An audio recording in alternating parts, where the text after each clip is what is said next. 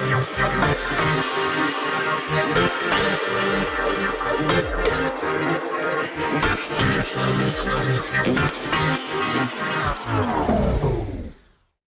everybody. Welcome to another version of the Bruce Singer podcast. I just want to share something very exciting here. We're doing a special series with the XPRIZE organization.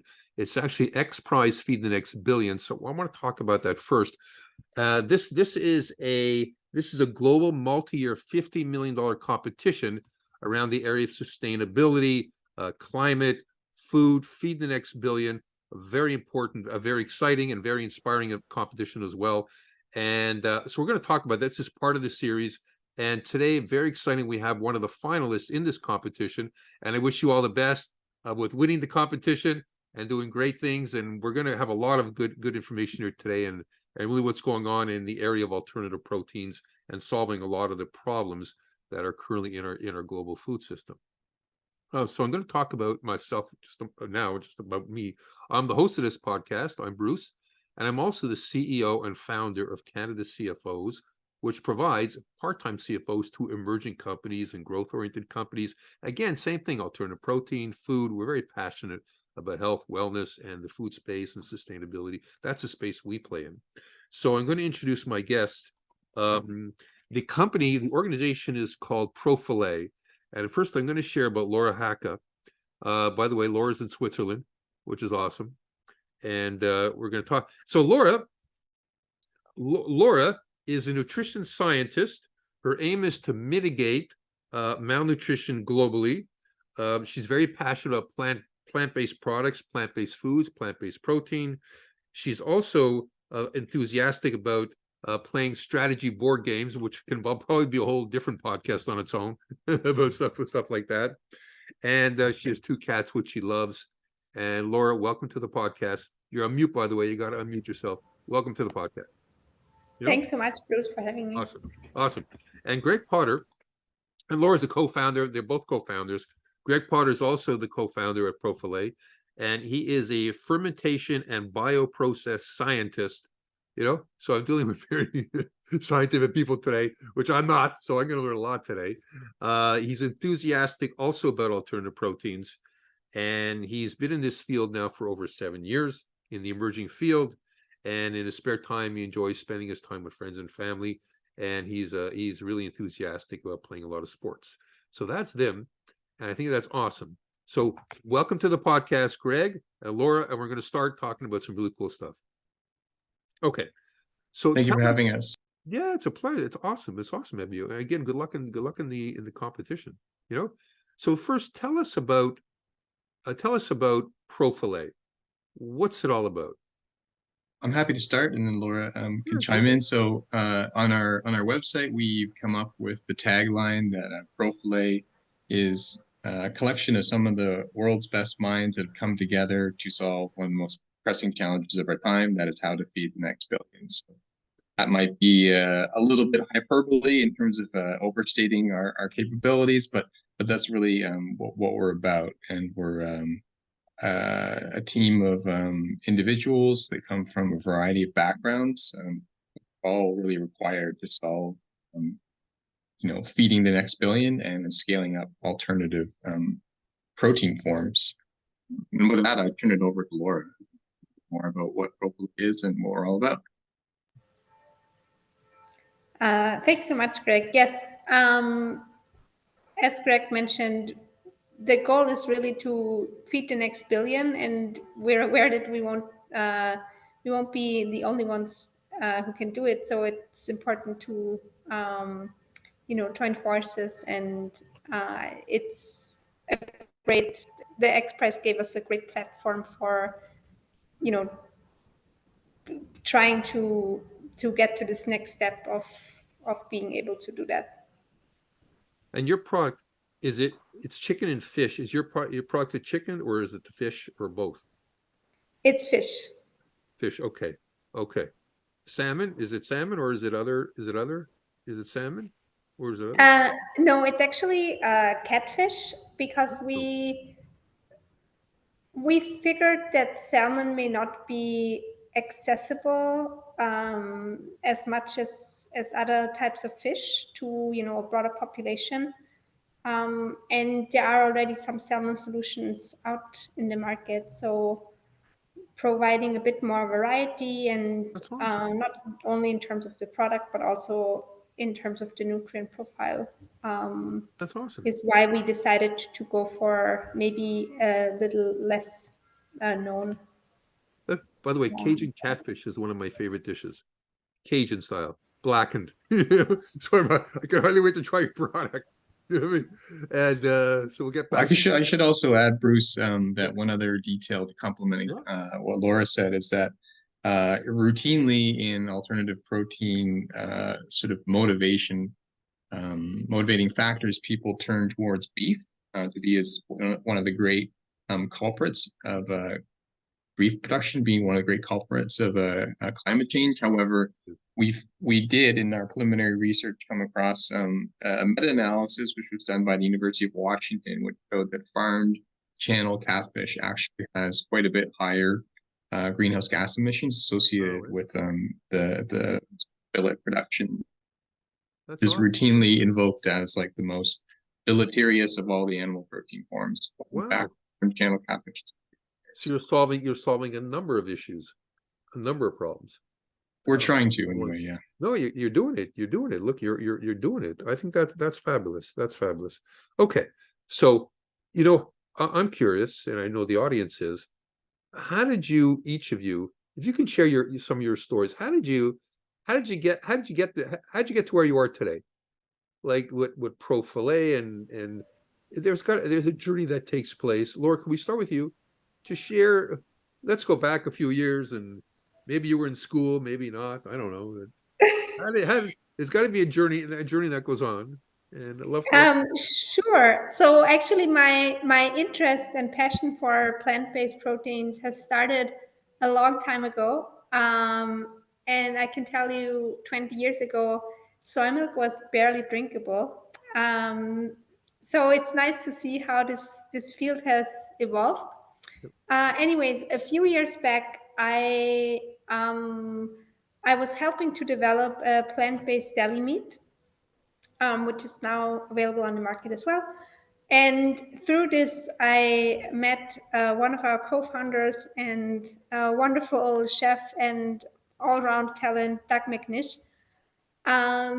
So we met through a different project, and then fast forward a few years, he reached out to me and told me about this XPRIZE, and I didn't know much what was happening, but then um, he said that they were thinking about applying for the XPRIZE with the other co-founders, and that they needed a nutritionist and that I could maybe be a good fit for the team.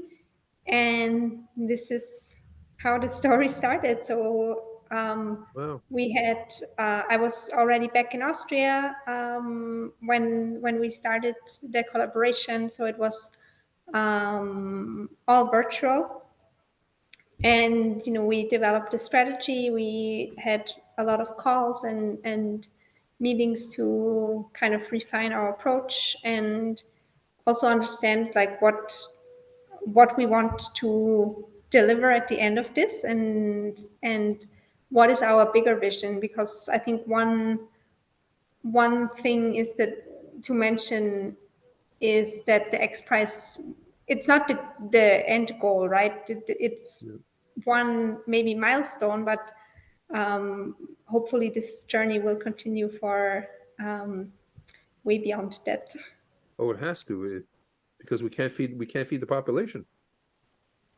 It has to. Yes. It has to. It's just in other words, this is the start of the journey. This is a journey 1, journey 2.0. You get, it keeps going, right? Yes, I agree. Journey 2.0. And Greg, what's your story? For me, I started my career in the beverage fermentation industry, which I was sort of interested in at the time. And I ended up going back to graduate school after about 5 years, and continued my expertise in fermentation. And when I finished graduate school, I got an opportunity to work in a startup that was focused on bacterial protein production, which to me was, a totally new topic. But it was through the course of that work with that local company that I was kind of awoken to the sort of protein challenge, and I got interested kind of from a technological standpoint in cultivated meat. And so back in 2018, there was not really any cultivated meat companies in Canada, or there were very few, and there definitely weren't any here in Nova Scotia, where I live. So I connected with people through the Good Food Institute, and I met several individuals who were in the U.S. And essentially, I kind of started working from home before it was cool and before it was needed for COVID. So I have worked from home remotely with people like in the U.S. and Europe and other places now for about 5 years. And it started off kind of based upon my interest in cultivated meat, but it's spread a fair bit across the alternative protein sphere. And now I operate as sort of an independent consultant, but I have a number of affiliations with other groups and other projects. And this is one of them, which has been going on for several years. And I'm quite passionate about it. And these are all my friends and colleagues. That's awesome. How many, just the team, what is the team? How big is your team? The founder team? Is it it's a fairly decent sized founder team? Yes, we are a team of 5. That's awesome. That's so good for you. Good for you. Okay, so let's go further on. Let's go further. Let's take it ahead. So now you're involved with XPRIZE, involved with ProFillet and XPRIZE. Curious, how did XPRIZE? Well, you talked a little bit how it came about. I'd love to hear your journey on the XPRIZE journey. How did that evolve? What took place? Because you became there's a start point. And you became a finalist. Can you share some of the intricacies, if you want to call it? No trade secrets. How did that go? Is it hard? Explain how that's evolved, getting to the finalist phase. I can start a little bit and then Right. we'll pass it over to Laura. So, I mean, for Sure. us, I think what has been an attractive aspect of our project for XPRIZE is that we've totally essentially been a remote company the whole time. So that has brought with it some advantages in that we can have a lot of people with specialized knowledge who aren't necessarily in the same geographic area all work on one project, but it's brought with it some hurdles as well. There's a lot of technological issues that routinely come up, and sometimes it's across different time zones, and a lot of the work was actually initially conducted out of people's kitchens. So we have been a little bit resource constrained, I guess you'd call it, but we've always been able to make do. I guess I'll close off my commentary on the subject in saying that it's been a really interesting journey. There's been a lot of ups and downs, but I think that by us staying close as colleagues and friends and being flexible, the XPRIZE platform has really provided a great opportunity, and I'm very.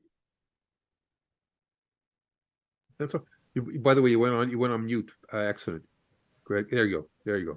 It's good. And Laura? Yeah, I mean, I think I can only echo what Greg said in that it was, a journey with ups and downs, but always, I think, in the right direction. And, one thing that I would really like to emphasize is also the really nice, XPRIZE team and environment, and they were really helpful in helping us navigate the space. And there were some rules and regulations and deadlines that we had to follow. And before a deadline, it's always a bit crunch time, which is obvious. And it was also nice, to meet our co-contestants. So we had one to two occasions where we were actually able to meet our colleagues, which was nice as well to just understand what they're doing, who are the people behind, the logos. So I think it's overall, it was a good journey for sure. That's awesome. So let's talk about one of the topics before we before we got on the things. We talked about a few things, and one of the things was commercialization of the of. I'd love to hear your views on it. Are these products again? How quickly are we to commercialization? What's involved? Can you share something about your insights on? There's a few questions I want to ask. One is about commercialization. How does this? How do we get? Are we getting there? I've made a lot of progress. What's happening on that side? Can you share anything about that? Getting it into the consumers? Any thoughts? Can start off by saying, and then quickly we'll turn it over. That I think part of the ProFillet project thesis was that we needed to begin with scalability and simplicity in mind, for the very reason that the field of plant-based meat has been kind of encumbered by all these technological needs. Some of the more advanced processing systems require. And so we really wanted to focus on something which could be developed in the kitchen, which could be easily ported into existing manufacturing infrastructure so that it could actually make a dent in needs to feed the next billion people with currently available. So this could be a highly scalable, because you simplified it, could be highly scalable. Could be made it, like I said, virtually in any facility, any kitchen. It's that simple, like when it's all said and done. Like to scale it. I mean, the aim is definitely to have something that's highly scalable. Obviously, there are some, technical details that we can share. Yeah. But eventually, the idea is to have something that, for example, for the market in North America, you can produce it easily.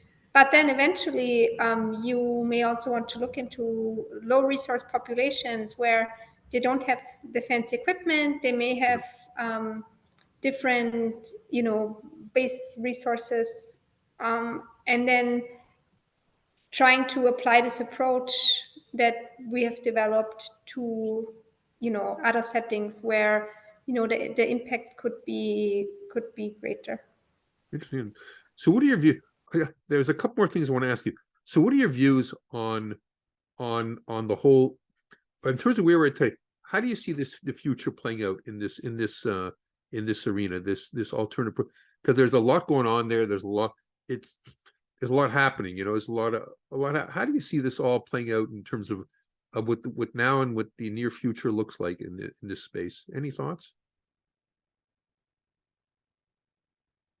I guess I can start by saying, I mean, for me, I was drawn to it through an interest in cultivated meat, and I think in that time, 2018, it was, there's a lot of interest then and a lot of hype then, and what has materialized in the past few years is that some of the companies that started haven't necessarily hit their milestones as easily as they might have thought, and so broadly for alternative proteins, I think there's a bright future for sure, but it's just that not all alternative protein types are created equal. That's Correct.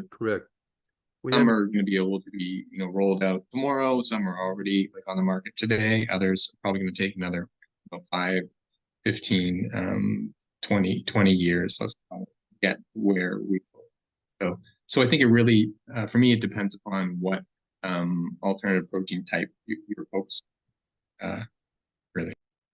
One of the things that Laura, one of your specialties is nutrition, and that's a key. Obviously, that's a key component. Nutrition and taste and all these things come into play. So I'm sure it's not an easy task. You got to get the nutrition in and make sure it tastes good, right? Right? All those. Yeah, I mean that's always a challenge because you can have something that meets 2 out of 3 criteria in one way or the other, but it's always hard to hit all the notes, which I think is the beauty of our team, that we have expertise in the different areas. So Yep. we understand where, on which aspects we really have to work on. And, this is, I think, really helpful to also really have this collaboration to leverage each other's skills. And if you ask me, where this journey for alternative proteins is going, there is only one one way that it has to grow. It has to continue growing. There have to be different solutions to make our food system more sustainable, and to ensure that it's not just about getting the calories in and making sure that you have enough fat, protein, and carbs. Nutrition is much more than just nutrients. It's also part of the culture. So how can we make sure that there are enough options that are accessible, affordable to people at at a price that they can afford? And that's also something where production doesn't stop after 2 or 3 years.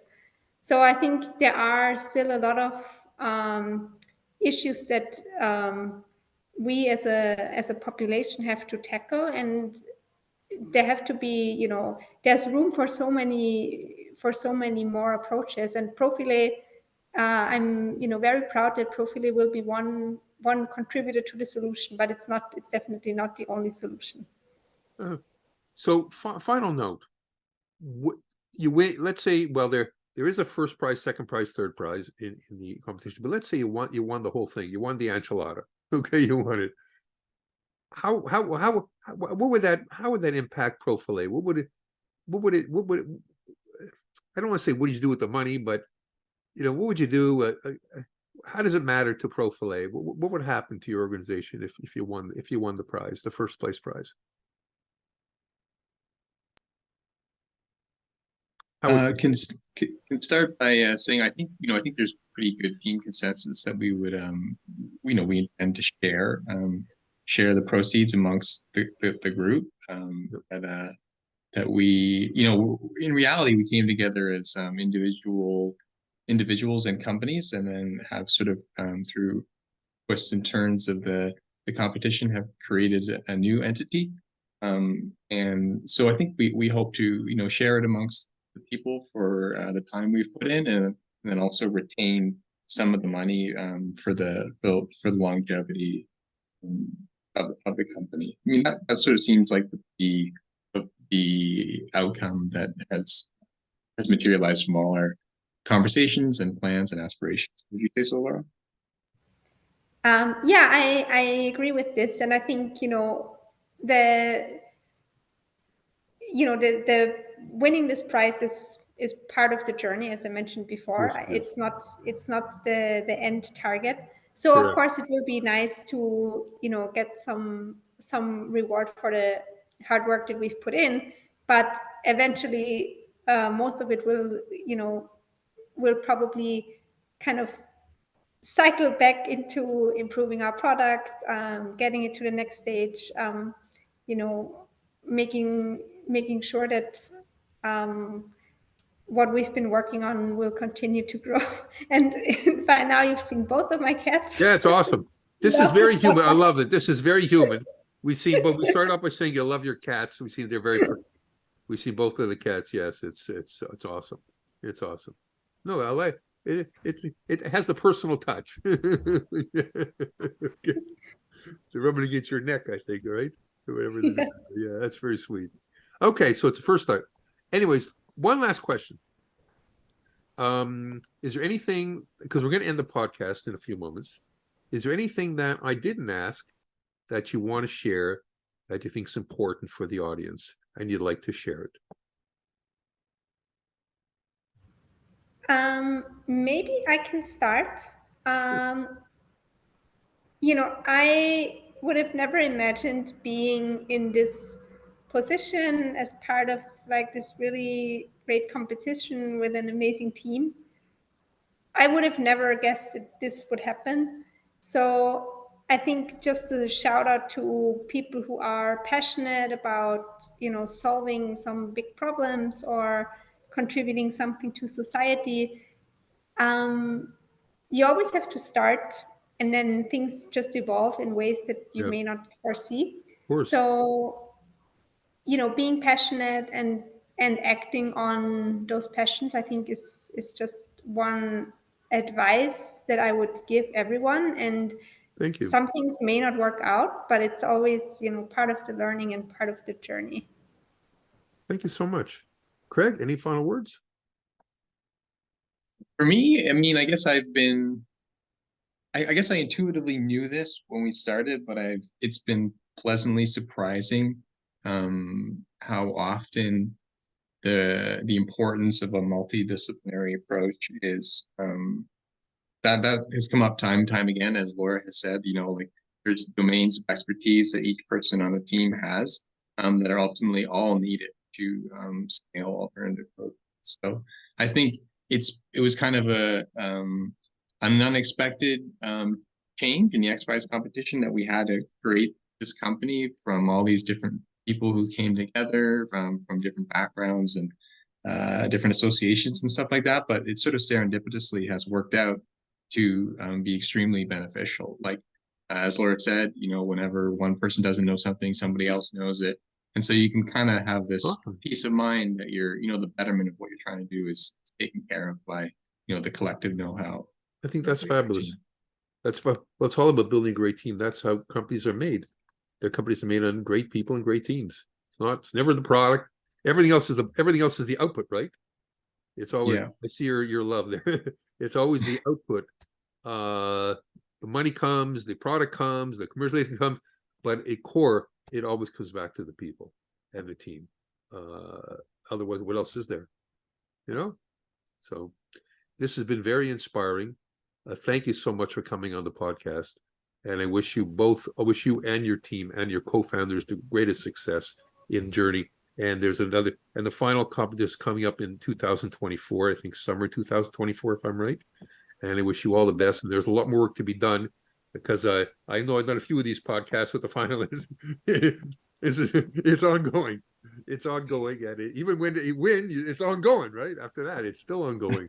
And I appreciate it. And I'm also very grateful for what you're doing because you're solving a big problem. And when you make the catfish, I hope I don't know how.